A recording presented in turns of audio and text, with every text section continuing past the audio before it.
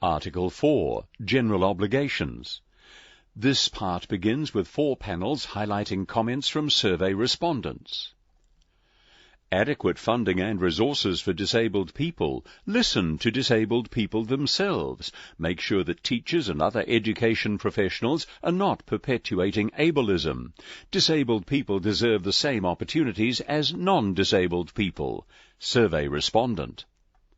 Many of the voices on what disabled people need in New Zealand are from non-disabled people. Survey respondent.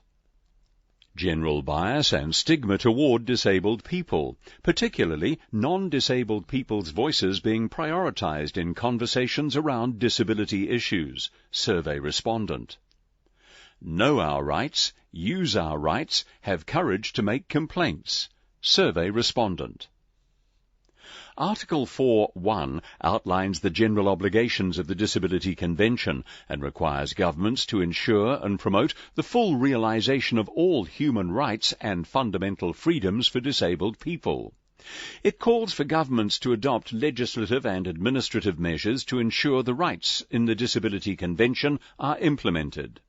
Article 4.1 also calls for governments to refrain from engaging in practices inconsistent with the Disability Convention and to ensure that public authorities and institutions act in conformity with the Disability Convention.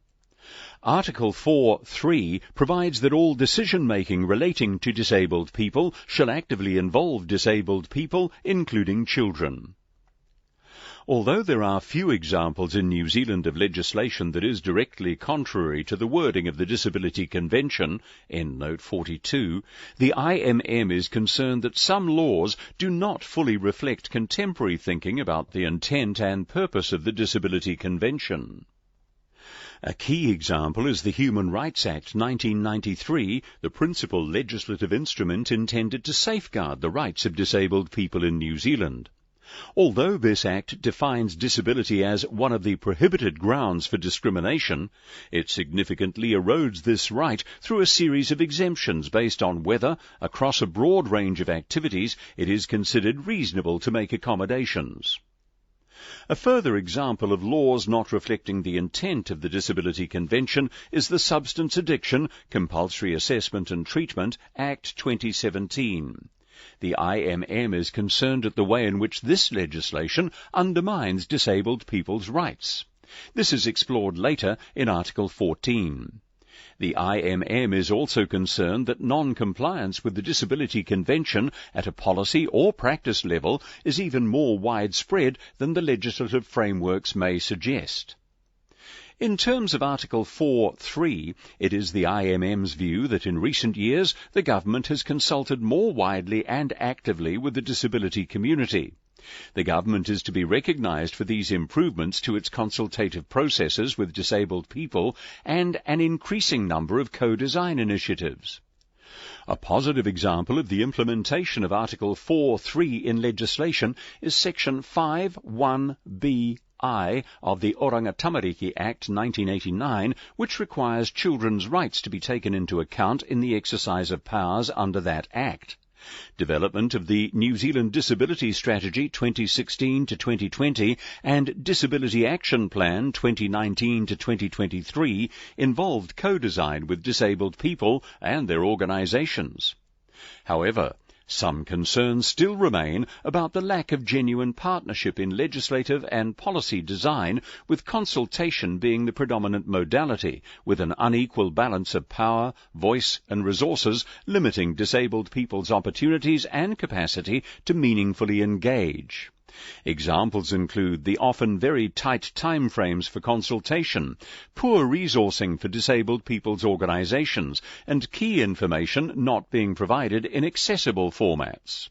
Most recently, disabled people raised concerns about the very short time frame to provide feedback on the government's consultation document as part of the Mental Health Act reform.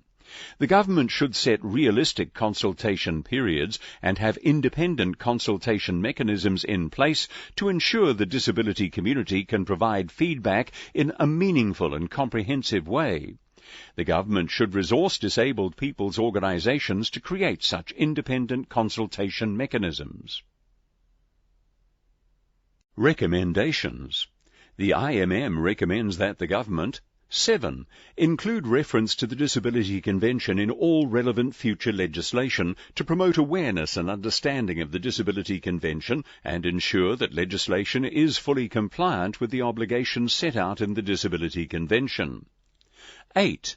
Work with disabled people to codify structures, timeframes, processes and resources that would enact genuine partnership with disabled people and to facilitate co-governance, including co-design, co-production and co-evaluation with disabled people of all legislation, policies, procedures and other decision-making processes affecting disabled people.